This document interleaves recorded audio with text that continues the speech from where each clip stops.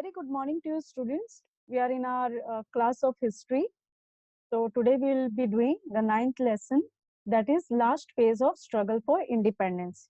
Now, in previous to these chapters, we had studied about many class struggles in 1857 से कैसे शुरू हुआ था, क्या-क्या हुआ था, independence का struggle कैसे हुआ, and all that. Now, in this chapter, what we are today going to learn is about Quit India movement. That is Indians asking the Britishers to please leave India. India छोड़ के जाओ. Quit का मतलब है छोड़ो, छोड़ो India को. ये मूवमेंट शुरू किया. अंडरग्राउंड मूवमेंट, जो यानी अंडरग्राउंड का मतलब ये नहीं कि जमीन के नीचे रह के, यानी इसका मतलब है छुपकर काम करना, मूवमेंट चलना, मुहिम चलाना. And the contribution of Indian national army. Indian national की जो तभी आर्मी बनी थी, उसकी क्या कंट्रीब्यूशन थी, वो हम इस चैप्टर में पढ़ेंगे. Now, Act of 1935. In this act, this act made a provision for British governed Indian provinces and princely states to form a federation.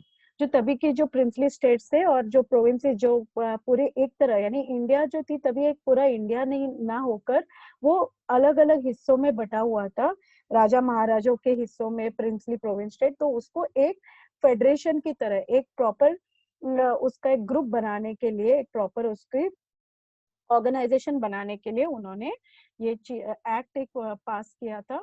According to this act, इस एक्ट के द्वारा क्या था, the working of British govern provinces will be handed over to the Indian representatives. यानी British को जो भी तब तक जो भी हुकुमशाही उनकी चल रही थी, वो अभी उसको इंडियंस को सौंप देंगे. If the princely state joined the federation, then they would lose their autonomy. Hence, they refused to join.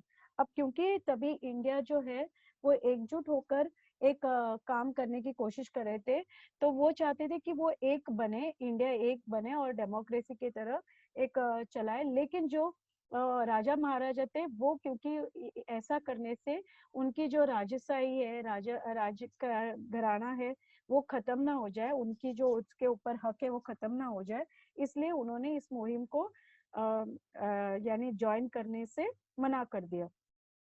Therefore, the proposal of the federal state in the act was not brought into practice. Now, provincial cabinets के बारे में हम जाएंगे. Provincial cabinets का मतलब क्या होता है? The Indian National Congress was not satisfied with the Act of 1935, but still decided to take part in the elections of provincial legislature provided by the Act. In 1937, elections were held in 11 provinces in the country. Among these, Indian National Congress gained majority over 8 provinces and came to power. In other 3 provinces, none of the party could achieve majority and therefore mixed cabinet was formed. क्योंकि अभी उसको सब provinces जो भी ऐसे राजशाही जो states थे उनको इकट्ठे करने थे, तो उसमें बहुत लोगों का सहमति नहीं थी. इस वजह से जो इंडियन नेशनल कांग्रेस भी थी, उनको भी इसके अंदर जो भी उन्होंने जो शर्तें रखी थी उसके से वो भी सहमत नहीं थे. लेकिन फिर भी उन्होंने जो इलेक्शंस थे 1937 में, ऐसे 11 क्या मतलब 11 ऐसे प्रोविंसेस में किया, लेकिन क्योंकि वो एकजुट नहीं थे और सबकी सहमति नहीं थी, तो इस वजह से वो पूरी तरह मेजोरिटी नहीं मिली और उनको एक मिक्स्ड कैबिनेट फॉर्म हो गई. मिक्स्ड कैबिनेट यानी मिली जुली सी कैबिनेट ये हो गई, फॉर्म हो गई. The cabinet ministers of Indian National Congress did useful work for the people, such as release of political prisoners from jail, introduction of basic education, prohibition of liquor, measures undertaken to improve conditions of the Dalits, passing of the act gave debt relief to farmers, etc. अब इन्होंने इसके द्वारा जो एक cabinet minister form की थी, उन्होंने बहुत अच्छा काम किया. इंडियन नेशनल कांग्रेस ने जो प्रिजनर्स जो जेल में कैदी बंद थे उनको निकलवाया. उन्होंने जो एक बेसिक एजुकेशन उस चीज के बारे में काम किया. फिर उन्होंने जो शराबबंदी है वो किया, फिर उसके नशाबंदी जिसे बोलते हैं वो किया. फिर उन्होंने जो भी दलितों के लिए उन्होंने एक अच्छा उन्होंने एक्ट पास किया, प्रावधान दिया उनको. और और जो फार्मर्स थे उनको भी अपने जो कर्ज है उनसे माफी कर दी. अब क्रिप्स मिशन क्या है? During the Second World War, the England supported America against Japan. Japanese army reached eastern borders of India, and the British realized that if Japan attacks in India, then they will not need cooperation from Indians. they will need cooperation from Indians. Hence, the British Prime Minister Winston Churchill sent Sir Stafford Cripps to India in March 1942, and he put up a proposal in India in front of the Indians. But the political party was satisfied. None of the political party was satisfied, and Indian National Congress rejected the proposal. And since there was no clear mention of complete independence, there was no mention of creation of Pakistan, the Muslim League also rejected the Cripps motion. अब क्या हुआ कि क्योंकि second world war, जो दूसरा महायुद्ध world war था, वो शुरू हुआ, इंग्लैंड क्या हुआ, इंग्लैंड अमेरिका के साथ सपोर्ट में आ गया अगेन जापान। तो क्योंकि अभी उन्होंने यही सोचा कि अगर जापान हमसे लड़ता है इसमें, तो इंडियन जो है वो हमारा साथ नहीं देंगे। इस वजह से ब्रिटिशरों ने क्या किया, उन्होंने तरकीब लगाई कि हम इंडियंस की शर्तें मान लेंगे ताकि इंडियंस हमारे साइड में लड़ सके और फिर हमें सपोर्ट मिल जाएगा। लेकिन क्या हुआ, क्योंकि उनकी शर्तें जो थी वो सही से उन्होंने मेंशन नहीं की थी, वो सही इंडियंस के हक में नहीं थी सीधे तरीके से, और उन्होंने उस वहां पे क्या झांसा दिया था मुस्लिम लोगों को कि हम पाकिस्तान बनाएंगे, अलग देश बनाएंगे आपके लिए। लेकिन क्योंकि उन्होंने वहां पे भी उनकी कोई जो शर्तें थी वो उनकी क्लियर नहीं थी, तो पाकिस्तान मुस्लिम लीग है, उन्होंने भी स्क्रिप्स मिशन को, उन्होंने जो सर स्टैफर्ड क्लिफ्स को जो विंस्टन चर्चिल ने भेजा था प्राइम मिनिस्टर इंग्लैंड के की बात करने के लिए, उन्होंने भी इस चीज को यानी खारिज कर दी। Okay, now second world war and Indian National Congress. अब क्या हुआ, जो सेकेंड वर्ल्ड वॉर था जो यूरोप में 1939 से जब शुरू हुआ, तो उन्होंने वाइसरॉय लॉर्ड लिंथरगो को उन्होंने डिक्लेयर किया कि उनको इंडिया को ब्रिटिशरों की तरफ से लड़ना है। तो इंग्लैंड ने क्या किया, क्योंकि उनको अपनी डेमोक्रेसी सेव करनी थी, तो इंडियन नेशनल कांग्रेस ने उन्होंने ये उनके सामने प्रस्ताव रखा कि आप हमें ज्वाइन करो। तो इंडियन नेशनल कांग्रेस ने क्या किया, उन्होंने भी अपने जो प्रस्ताव है, अपने जो डिमांड से उन्होंने क्या रखा कि England should immediately grant freedom to India. But England refused to fulfill this demand, and therefore the provincial ministers of Indian National Congress resigned in November 1939. तो उन्होंने प्रोविंशियल यानी तब तक जब तक इलेक्शन ना हो तब तक के लिए जो लीडर्स उन्होंने तय करके रखे थे, उनको अपना लीडर बनाया था, उनके जो मिनिस्टर थे, क्योंकि इंग्लैंड ने ये शर्तें मानने से इनकार कर दिया, तो उन्होंने जो इंडियन नेशनल कांग्रेस के जो मिनिस्टर्स थे उन्होंने रिजाइन किया नवंबर 1939। अब क्विट इंडिया मूवमेंट शुरू कब और कैसे हुआ ये बताएंगे। After the Cripps mission, the Indian National Congress decided to start an intense movement for training independence. The working committee of the Congress passed resolution on 14 July 1942 at Wardha. The resolution demanded that the British rule in India be ended immediately and India should be given independence. If this demand was not fulfilled, then Indian National Congress want to start a non-violent movement for freedom of India. अब Indian National Congress जो थे उन्होंने बहुत ही कड़ा रुख अपनाया और उन्होंने क्या किया, 14 जुलाई 1942 में उन्होंने एक ऐसे रेजोल्यूशन, एक ऐसे मुहिम चलाई जहाँ पे उन्होंने ये डिसाइड किया कि अगर इमीडिएटली इंडिया को इंडिपेंडेंस नहीं दिया और इंग्लैंड यानी ब्रिटिश इंडिया छोड़कर नहीं गए, तो उन्होंने अपना नॉन वायलेंट मूवमेंट शुरू कर देना है फ्रीडम ऑफ इंडिया के लिए। On 7th August 1942, the session of Indian National Congress was held at Gawaliya Tank, Kranti Maidan, Mumbai में। Maulana Abdul Kalam Azad was the president of this session. British should leave India. This resolution was passed by the Congress Working Committee at Wardha.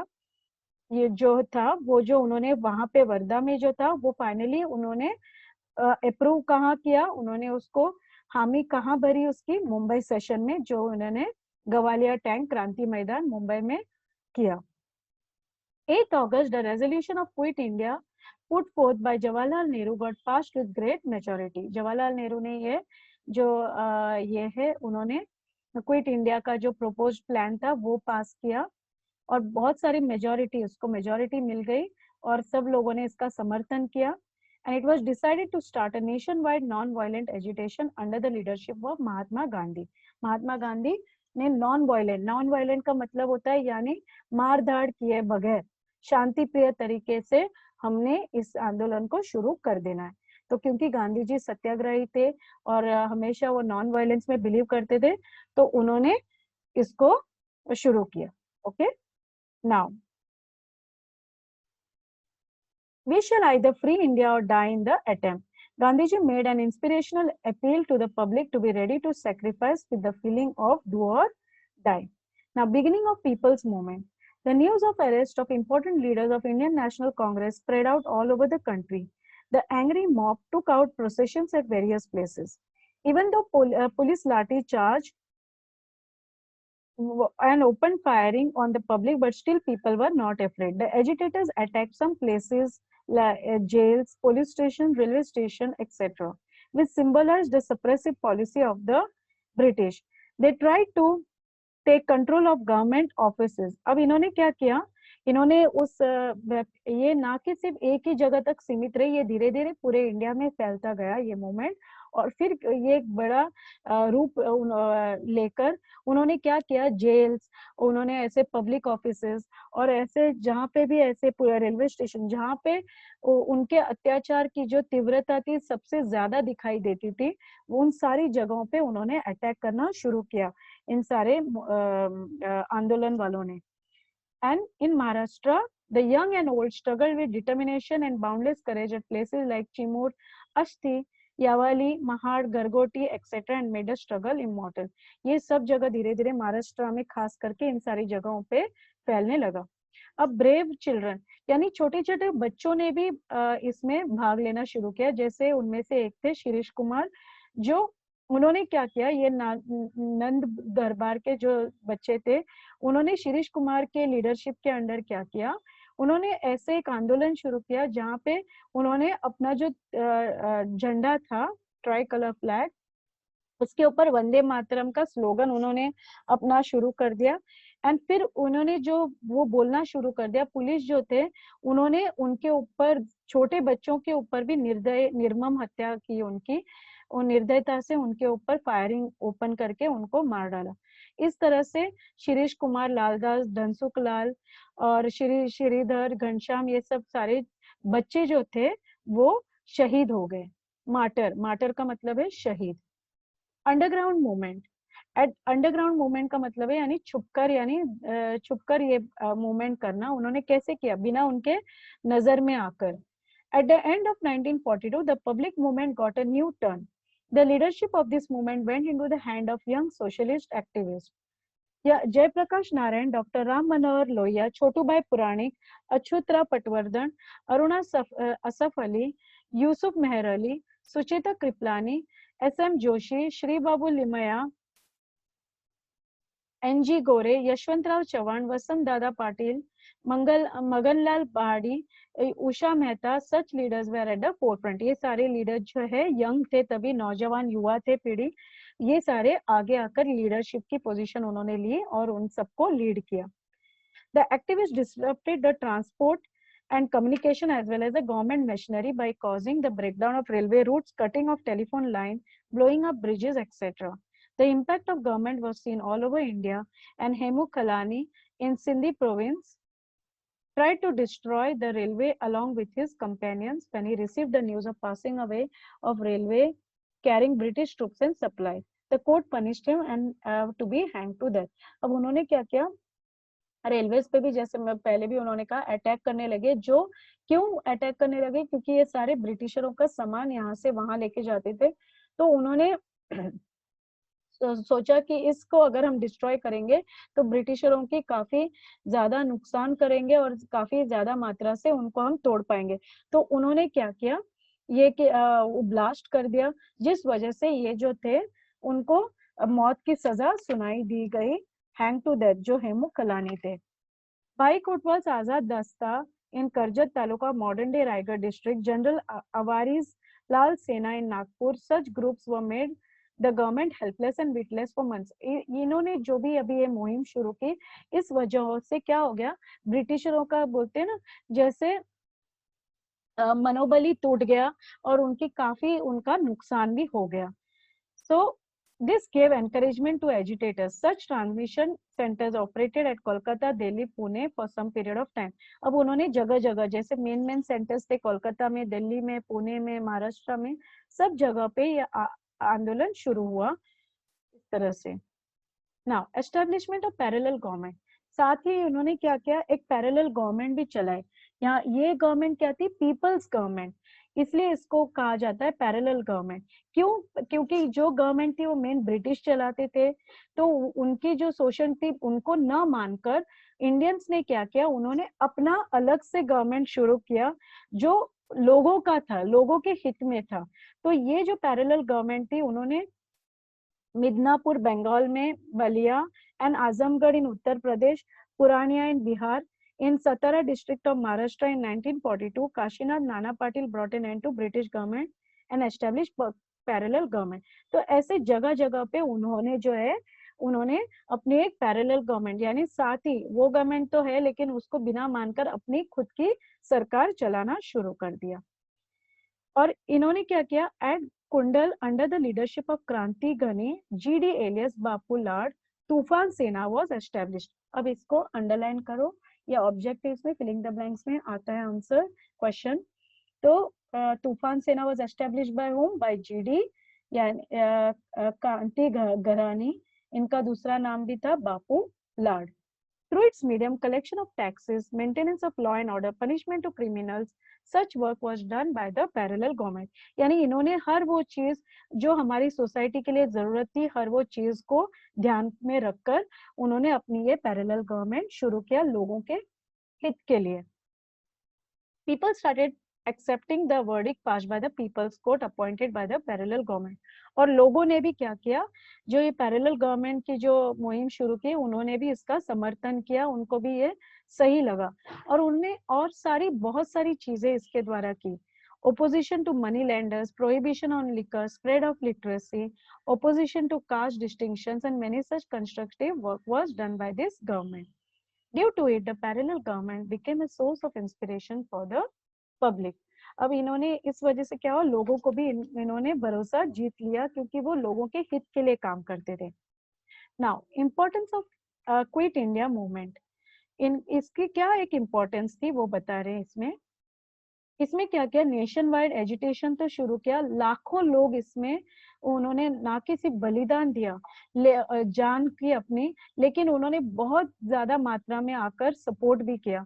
उन्होंने even jail में जाकर भी, वहां से भी उन्होंने support किया. एंड पैट्रियोटिक सॉन्ग्स जो थे वहां से उन्होंने, जैसे साने गुरुजी थे, राष्ट्र संस्थान तुकोजी महाराज थे, इन्होंने सबने वो लोगों का मनोबल बनाया. वहां से पैट्रियोटिक सॉन्ग्स यानी जो देशभक्ति के गीत लिखकर और गाकर. इंडियन नेशनल आर्मी जो थे यानी आजाद हिंद सेना, ये शुरू किसने की, नेताजी सुभाष चंद्र बोस ने. ठीक है, इसको आप अंडरलाइन करो, ये बहुत ही इंपॉर्टेंट है. उन्होंने यहाँ ये मुहिम जो आजाद हिंद सेना थी, ये उनके द्वारा शुरू की थी. ये सोल्जर्स जो थे आजाद हिंद सेना के थे, उनके लीडर थे नेताजी सुभाष चंद्र बोस, और ये ब्रिटिशरों के खिलाफ काम करते थे. ये भी एक इम्पोर्टेंट लीडर थे इंडियन नेशनल कांग्रेस के. बट लेकिन क्या हुआ, उनकी जो एक विचारधारा थी बहुत ही तीव्र थी.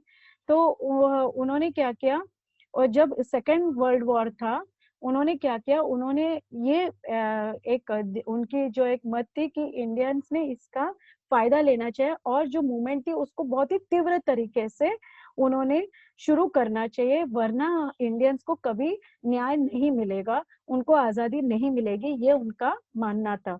इसलिए उन्होंने बहुत सारी लोगों को अपने आप उन्होंने बहुत ज्यादा भड़काने की, लेकिन अच्छे तरीके से. लेकिन क्योंकि उनकी जो विचारधारा थी इंडियन नेशनल कांग्रेस के साथ नहीं मैच कर रही थी, नहीं सहमति थी, क्योंकि वो बहुत ही क्या बोलते हैं उसको, सॉफ्ट तरीके, नॉन वायलेंस तरीके से लड़ने में उसको मानते थे. तो इस वजह से क्या हुआ, उन्होंने फिर बाद में उनसे अलग होकर अपना फिर से उन्होंने एक पार्टी शुरू की जिसका नाम था फॉरवर्ड ब्लॉक. उन्होंने उनके जो भाषण थे, स्पीचेस थे, उन्होंने लोगों को, इंडियंस को जो है बगावत करने पे उकसाया ब्रिटिशरों के, ताकि वो उनके लिए तीव्र एक कड़ा रुख अपनाए। जिस वजह से क्या हुआ, ब्रिटिशरों ने उनको जेल में भी डाल दिया, जहां से उन्होंने फास्ट टर्न टू डेथ उन्होंने शुरू किया।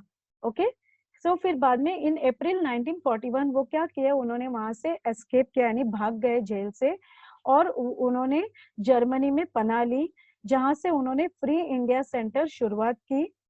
फिर उन्होंने क्या किया, from Berlin radio station in Germany appeal to Indian people to join the army struggle. उन्होंने वहां से, जो उनकी बर्लिन रेडियो थी जर्मनी से, उन्होंने वहां से इंडियंस को रेडियो द्वारा उन्होंने प्रेरित करना शुरू किया। राज बिहारी बोस जो थे, उन्होंने सुभाष चंद्र बोस को बाद में जापान ने इसलिए वहां पे इनवाइट भी किया कि आकर उनको ज्वाइन करें। राज बिहारी बोस जो थे वो पहले से ही जापान में रहते थे 1915 से। He organized the Indian patriots living in the country of Southeast Asia and established the organization named Indian Independence League. In the early part of 1942, Japan conquered the territories in Southeast Asia which were controlled by the British. Thousands of Indian soldiers and officers in British Army there fell into the hands of Japan. Raj Bihari Bose, with the help of Captain Mohan Singh, formed a battalion of these Indian prisoners of war. अभी उन्होंने क्या किया, जो भी जिनको भी jail में कैद करके रखते थे, राज बिहारी बोस जो पहले से जापान में ही सेटल थे, उन्होंने साउथ ईस्ट एशिया की जो टेरिटरीज में जो लोग थे उनको इकट्ठे किए, और जो भी वहां पे जापान के हाथों में पड़ गए, जो भी इंडियंस सेकेंड वर्ल्ड वॉर में, तो उन्होंने उन सब की एक फौज तैयार की, और उसका नाम क्या रखा, इंडियन नेशनल आर्मी, आजादी हिंद सेना। लेटर सुभाष चंद्र बोस जो थे इसके नेतृत्व करने लगे। In October 1943, Netaji established Azad Hind government in Singapore. Shah Nawaz Khan, Jagannath Bosle, Dr. Lakshmi Swaminathan, Guru Baksh Singh, Dilang, Prem Kumar Sehgal, etc. were his chief associates. Captain Lakshmi Swaminathan was the commander of Rani of Jhansi regiment. Netaji appealed to the Indian people, you give me blood and I will give you independence. Hindi में इसका अनुवाद है, तुम मुझे खून दो, मैं तुम्हें आजादी दूंगा। ये उनके बहुत ही प्रसिद्ध लाइन थे, स्लोगन थे, जिनको आज तक हम जानते हैं। तो ये ऑब्जेक्टिव पॉइंट ऑफ व्यू से भी बहुत ही इंपॉर्टेंट है। नाउ, इंडियन नेशनल आर्मी के क्या क्या अचीवमेंट्स थी, यानी उन्होंने क्या क्या हासिल किया, उनके क्या क्या उन्होंने इस चीज के बारे में कैसे उन्होंने इसको आगे लेके गए, वो हम जानेंगे। In November 1943, Japan conquered Andaman and Nicobar Islands and handed them over to Azad Hind government.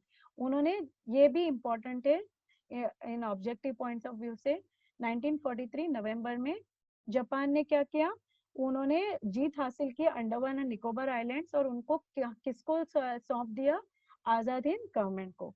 Netaji rename them as शहीद एंड स्वराज्य रिस्पेक्टिवली, उन्होंने इसका नाम क्या किया, शहीद एंड स्वराज्य। In 1944, Indian National Army captured the Arakan province in Myanmar. ये सारे अभी किसने किया, इंडियन नेशनल आर्मी ने। ओके, जो सुभाष चंद्र बोस के नेतृत्व में, लीडरशिप में थी। Posts on the eastern border of Assam were captured. In the same period, the campaign of Impal remained incomplete because Japan stopped helping the Indian National Army. But in adverse circumstances, soldiers of Indian National Army were dedicatedly fighting. But in the same period, Japan accepted defeat. On 18th August 1945, Subhash Chandra Bose died in a plane accident. On this background, the soldiers of Indian National Army had to lay down their arms. Thus ended the thrilling phase of Indian National Army. उन्होंने अब तक बहुत सारे जो काम किए थे, वो क्या हुआ, अचानक एक प्लेन दुर्घटना में सुभाष चंद्र बोस जी की जो देहांत हो गई 18 अगस्त 1945 में, उस वजह से उनका जो काम है वो अचानक से रुक गया, बंद पड़ गया, एंड इस तरह से इंडियन नेशनल आर्मी की जो कामकाज है वो बंद हो गया। Later, the British government charged the officers of the Indian National Army with treason. Treason का मतलब है यानी गद्दारी। उसके अंडर इंडियन नेशनल आर्मी को उन्होंने उनके ऊपर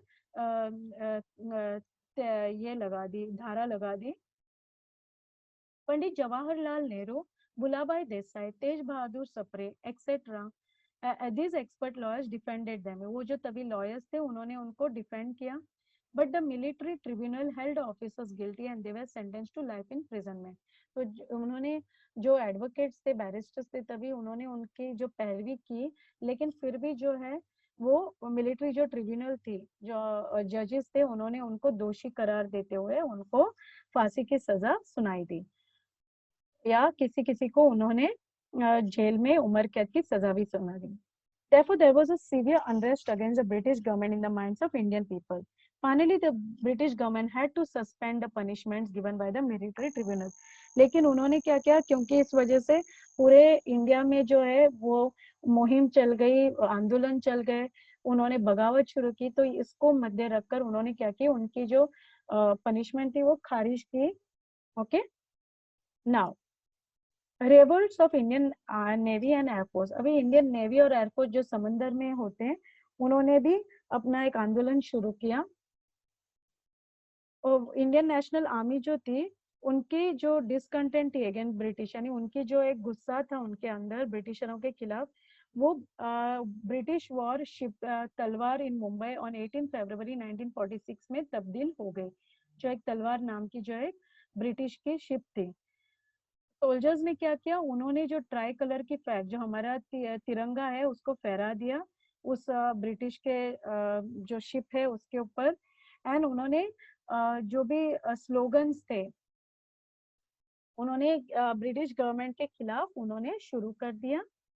The British government sent army to open fire on the naval soldiers. The rebels also made counter-attack with the firing. The workers and common people extended their support to the naval soldiers. Finally, with the mediation of Sardar Vallabhbhai Patel, the naval soldiers laid down arms. To support the uprising of naval soldiers, the Air Force officers from Delhi, Lahore, Karachi, Ambala, Meerut, etc. went on strike. These revolts were a clear indication that the sentiments of discontent against the rulers had reached a climax.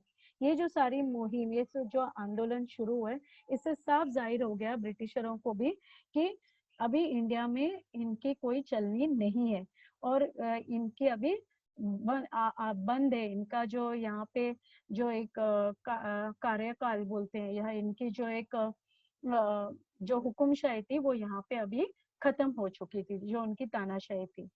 In this way, the period between 1942 to 1946 shook the foundation of the British power. उनकी जो पूरी नींव थी उसको हिला डाली उन्होंने इस सालों के दौरान. Through the Quit India movement, the severe discontent of Indian people against the British was expressed. Army, Navy, and Air Force was backbone of British power. They were also now opposing the British. Due to this incident, the British rulers realized that they will not be able to empower India for a long period of time. इससे उनको साफ जाहिर हो गया कि अभी उनकी तानाशाही हुकुमशाही नहीं चलेगी इंडिया पे, और उनको यहाँ से जाना ही होगा. ठीक है. So this is how Quit India movement took place in India. So with this, we have finished our chapter 9, Quit India movement. Okay. See you all in the next lecture. I'll be giving notes in the same video. Okay.